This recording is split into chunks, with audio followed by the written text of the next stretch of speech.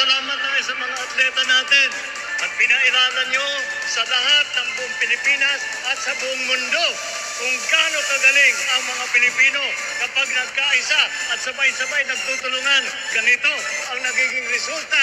Kaya naman, sa palagay ko, nung sila'y lumalaban, naririnig nila yung boses natin. Dahil hindi ko alam sa inyo, ako nanonood ako sa television, napaus ako, sinisigawan ko yung TV. Inaantay ko na lang na sumagot, inaantay ko na lang na magbigay ng medalya. Eto na ang ating mga idol.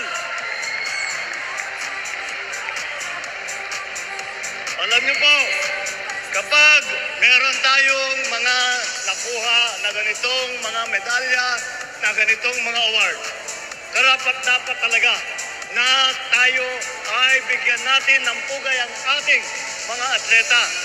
Ngunit, huwag po natin kakalimutan ang nakikita lang po natin, nandito sila'y lumalaban, silang tumatanggap ng medalya kapag nanalo. Ngunit, huwag natin nakakalimutan. Marami ang tumulong dyan. Maraming nagsakripisyo sa bawat isa ng atleta niyan. Ang mga coach, ang mga trainer, ang mga nutritionist, ang mga physiotherapist, ang mga driver ng truck, at ang mga magulang. Kaya naman, talagang team effort itong lahat. Team Philippines talaga ang linaban natin. Kaya to our hardworking coaches, the leaders of the various sports association, and of course, to our athletes, congratulations at maraming salamat sa inyong ginawa. Grabe, nakakakilabot, no?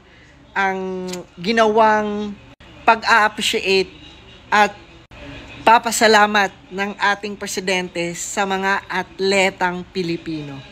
'Di ba? Yung talagang pinaparamdam niya sa mga atletang Pilipino na andyan ang gobyerno, andyan siya, full support. And nakakatuwa lang mga Lods kasi nagkakaroon tayo ng government na appreciative masyado sa mga atleta natin, no? Simula nung kay former President Duterte and right now kay President BBM, talagang binibigyan nila ng importansya ang mga atletang Pilipino. And it's about time na mabigyan ng magandang budget, mabigyan ng magandang suporta ang mga atletang Pilipino. Kasi tataas yung moral nila at yun yung magiging main dahilan pa para manalo sa lahat ng laro na sasalihan ang mga Pilipino. At the way magsalita ang ating presidente, the way niya binitawan yung proud to be Pinoy. Grabe, nakakakilabot talaga.